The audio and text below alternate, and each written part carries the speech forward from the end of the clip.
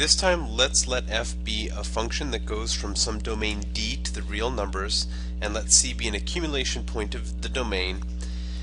If for all sequences Sn in the domain that converge to C that are different from C for all values, we have that the limit as x approaches infinity of the f of the images of the Sn's is infinity.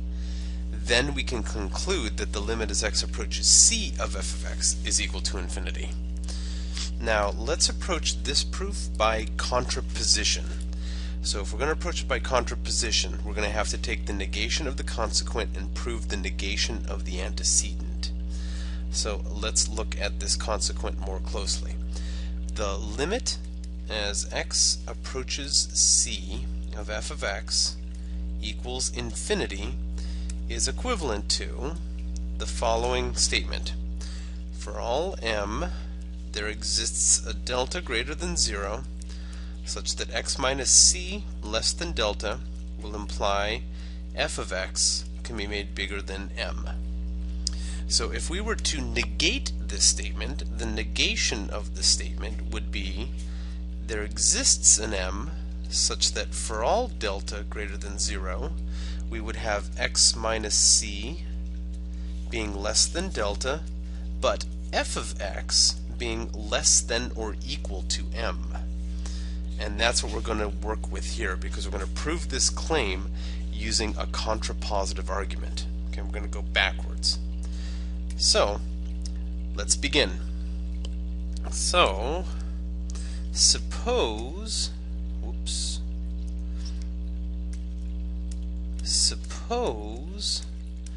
the negation of the consequent. Suppose that the limit as x approaches C of f of x is not equal to infinity.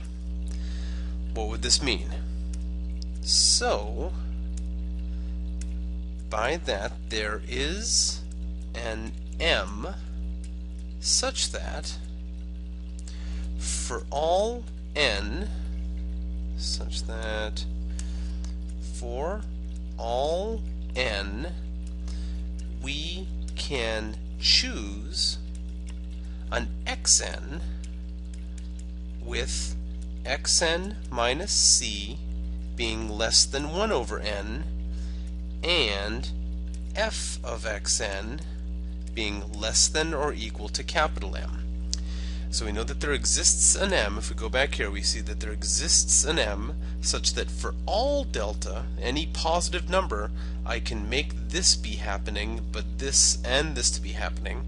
And so in particular, we're just looking at deltas that are equal to 1 over n. These are positive numbers for every n in the natural numbers. So we've created this sequence xn.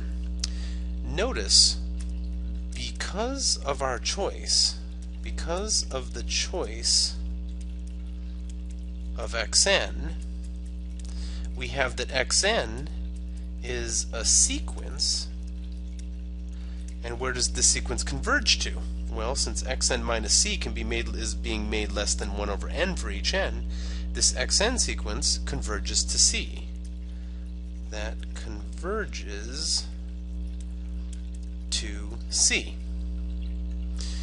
However, right, now remember back to our claim that in the red here we have that if we have anything that converges to c, so I guess I should go back here and underline this in green, because we have here a sequence that is converging to c. But now, according to our statement, we're supposed to have that the limit as x approaches infinity of f of Sn equals infinity. But notice that the limit here as x approaches infinity of f of xn, if it even exists, we don't even know if it exists, but if it even exists, what do we know about it? We know that all of the values are less than or equal to m, so if this limit even if it exists, this limit will be less than or equal to m, which is certainly less than infinity. So our result that we wanted, so our result follows by contraposition.